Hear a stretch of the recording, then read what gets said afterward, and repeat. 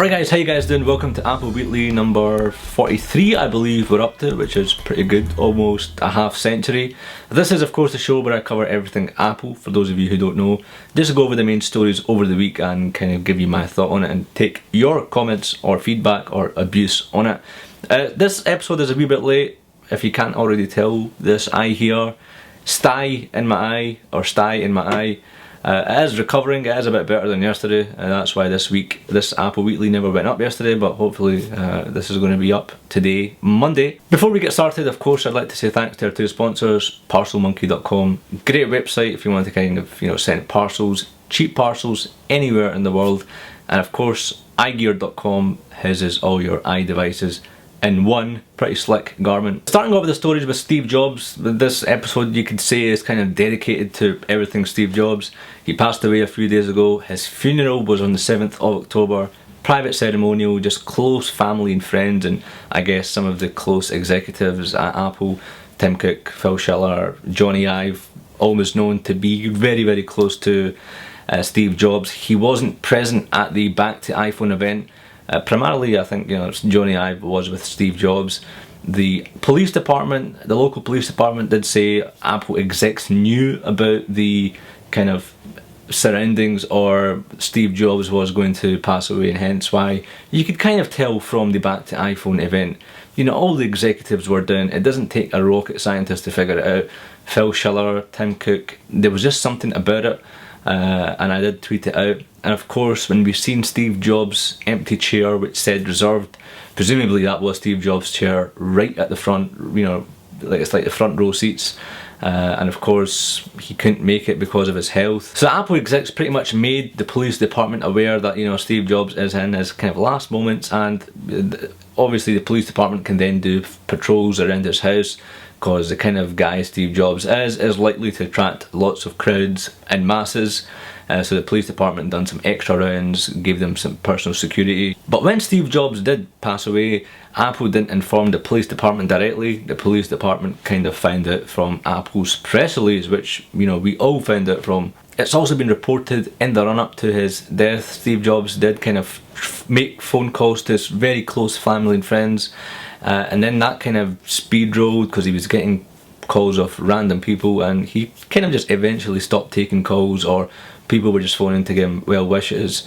And it's just kind of a sad event when you see all these pictures and stories appearing, videos, pictures of his last moments. I have done a tribute video for those of you who haven't seen it. It is on the screen, both on YouTube, and I've uploaded the tribute to iTunes as well. When the news broke of Steve Jobs dying, 10,000 tweets went out per second, which is a record.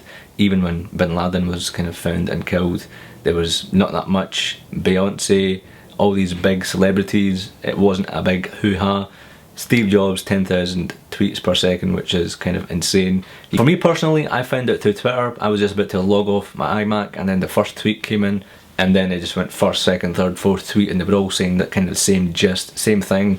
And when I did indeed look it up, I didn't go to sleep for about a good 4 to 5 hours, just looking at the news, looking at what everyone was saying, interviews by well-known, respected authors within the whole technology field. There's going to be a Steve Jobs biography, and the moment he passed away, there was a 44,000% increase in the amount of people buying or putting their pre-orders in for this book. It was #1 in Amazon last week, and I'm pretty sure it's still on the top 5, which is incredible. This could just turn out to be one of the biggest books ever.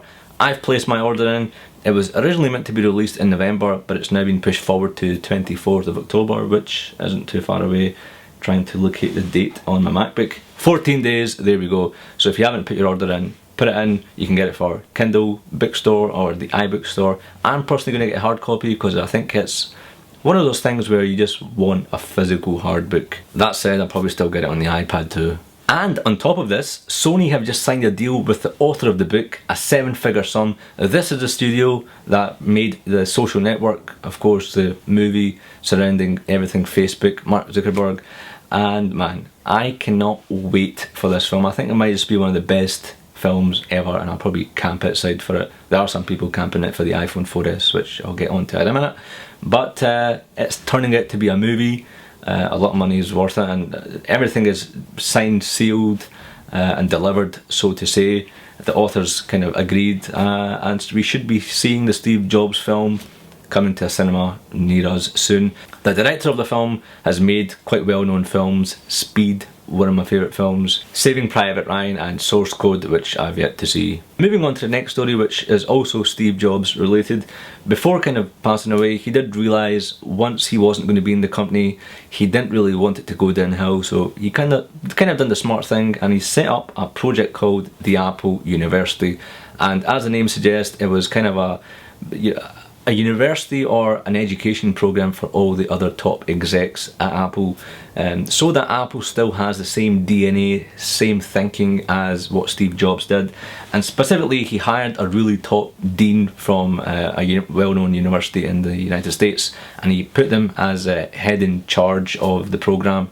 And there was like 5 main areas that Steve Jobs wanted this program or this university thing to happen: accountability, attention to detail, perfectionism, secrecy, and simplicity.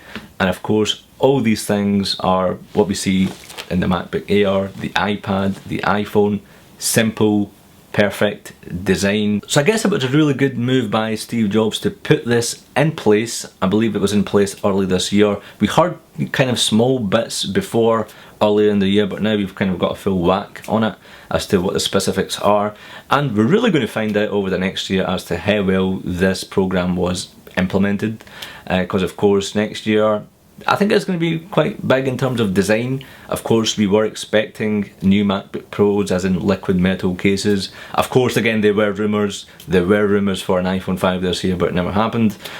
So yeah, don't live kind of off rumours is what I've kind of learned over the Back to iPhone event.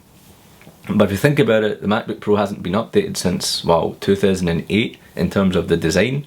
The iPad 1 and the iPad 2 are kind of similar in terms of design. Yeah, it's a bit lighter, it's a bit thinner, but it's the same material in essence. And the iPhone 5 come next year, are they still going to have the same design? You know, I don't think so personally, but who knows? Rumours kind of come and go. Credible sources are pointed out, but when it comes to the actual keynote, it's a wee bit different. And it's also to be worth noted, Steve Jobs' other company, Pixar, has the same corporate model for this university. So they've got a kind of same program running. It's successful, so let's see if it's hopefully going to be successful for Apple too. And lastly, on the Steve Jobs stuff, and kind of staying on from the previous story, the Daily Mail is reporting that Steve Jobs has left Apple with 4 years worth of Apple goodness, in a sense that there's going to be upcoming MacBook Pros, iPads, iPhones, iPod Touches, iPod Nanos, whatever. The next kind of 4 years worth of Apple products that are coming out and services. There is a fair bit of, I say fair, there's got a really good chance of Steve Jobs overseeing the project or having touched it or kind of had some sort of input on it.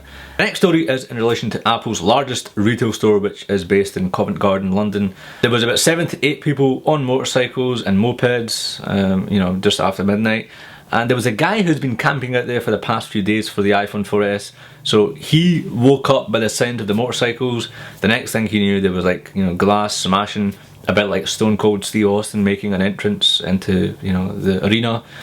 And they fled with some MacBook Airs. And I've been to that retail store quite a few times, and there's not many iPhones or iPads on that bottom floor. There are a few, but as soon as you kind of come into the retail store or smash the window, or you know, just right beside the windows, it's just all Macs. Primarily MacBook Pros and MacBook Airs. They ran away with quite a few Macs and a few iPads, so they must have kind of gone quite inside and upstairs. 2 of the guys got caught. They were running away with Apple bags and loads of goodies in them. 2 o'clock in the morning, you know, you're just kind of shopping around the Apple store. The others got away, and they kind of left with entirely, you know, the loss was about a good few grand. This is not the first smash and grab in an Apple store. It's quite widely known within the United States. San Francisco store has been hit a few times. A security guard has shot a guy and the guy's died. This was going back a few months ago, and it's been reported in the previous Apple Weekly, so this is nothing new. The Apple stores are kind of a magnet to thieves, and when you go past one, you can see right inside them simply because of the design, the magical, revolutionary design of an Apple store. Apple sells wait for it, 1 million iPhone 4s to date. Apple today confirmed in a press release that they've sold a record number of iPhone 4S, and I must admit that shuts up critics and including myself, who wasn't happy about the iPhone 4S. Again, just to kind of point, if you have a 3GS or below, the 4S is a fantastic bump. But if you've got a 4, yeah, 4S probably isn't that great. But if you are a heavy voice control user and you really want to make use of the Siri feature, if you use your camera a lot, then 8 megapixels is welcomed. But apart from that, record numbers. AT&T confirmed within the first 12 hours of the pre-order starting on Friday, they sold record numbers as well. 200,000 units went flying just within 12 hours. Their best-selling phone ever by AT&T, and of course AT&T is the largest US network. So they have done pretty well, and numbers speak from themselves. Did you buy an iPhone 4S? Which one? Why did you get it? I mean, I suppose that's a daft question. Are you upgrading from a 3S? If you're upgrading from a 4, I'd really like to see your input from this. And if you're a Scot, then I'd really do want to see why you're going up from a 4 to a 4S, and I hope it's not because of Siri. And staying on with the iPhone 4S news, this picture of this note was taken using an iPhone 4S. The guys over at AppV have managed to get their hands on an iPhone 4S. There have been some shipments that are arriving early, or they've been shipped. Usually what the case is, Apple dispatches the stuff, but they don't get sent it to customers' houses or addresses. They're kept or held at UPS or FedEx delivery offices until the embargo has been lifted for them, to safely dispatch it. So the likelihood is, if you've got a shipment notification from Apple, don't get too happy, because the likelihood is when it gets to UPS, it just stays there until Friday when the launch is. But somehow this guy managed to pick up an iPhone 4S, and this resolution is 3264 by 2448, and it does look pretty neat. I mean, it's quite crisp, and if you are a photographer, as I said, you won't be disappointed with the 4S. If it might just be that one thing that makes you get the 4S, It is crisp, and I'll leave a link to this picture in full resolution in the description below. The next generation Apple TV, is it on its way? Can we have it this year, or are we going to see it next year? Either way, there's been references found in the Goldmaster iOS 5 release. Specifically, the codename is 3.1. The current Apple TV is codename 2.1, so 3.1 represents a major kind of redesign. Whether it's just a major redesign in terms of the actual design of the Apple TV, could we see an HD TV with Apple TV built inside it? Could we see a Siri based Apple TV? That would be pretty nice, just talking to your TV or just changing channels. How well it picks up the accent is going to be quite interesting come next week with the launch of the iPhone 4S. Will it have the A5 chip found in the iPad 2 and the 4S? Time will tell. Going back onto what I was saying earlier, next year is going to be a pretty damn big year for Apple. Whether they're going to keep the same format of the Apple TV or same size, dimensions, or is it going to be the next level? It's a hobby, so to say, by Apple. That's what they always say, it's a hobby. But next year, is it going to remain as a hobby, or is it going to be a kick to the nuts for competitors? And last but not least, a gold MacBook Pro, specifically a 24 karat one.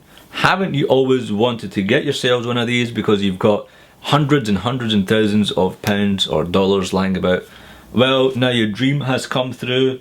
The actual Apple logo on the MacBook Pro is filled with diamonds, real diamonds. Now there's a company in the UK, and I'm pretty sure I've covered this in the previous Apple Weekly. They have made an iPad, and it's gold plated as well, and they charged 189,000 US dollars, and that was for an iPad. Imagine a MacBook Pro, which requires more kind of gold plating around it. It's just kind of a bigger thing, So if that's 189k for an iPad, imagine how much a MacBook Pro is going to be. And I know some of you are really going to be wanting to do this, so don't worry, it's available for all the 13-inch, the 15-inch and the 17-inch MacBook Pro. But I am waiting for the day till it comes out on the MacBook Air. I'll probably get it. That was indeed a joke. But if you've got a gold MacBook Pro, or you know someone who has it, then leave a video response. That shall be very entertaining and interesting to watch. And if you have any questions or feedback, abuse, suggestions on This Week in Apple, leave it in the comments below. Apologies for this eye. Hopefully it'll be better next week. Thanks very much for watching, guys, and as always, I will see you guys in another live. Cheers. Looking to send a package at the lowest price possible? Simple. Visit parcelmonkey.co.uk, follow these 4 simple steps, have the package collected from your doorstep, and then sit back and relax.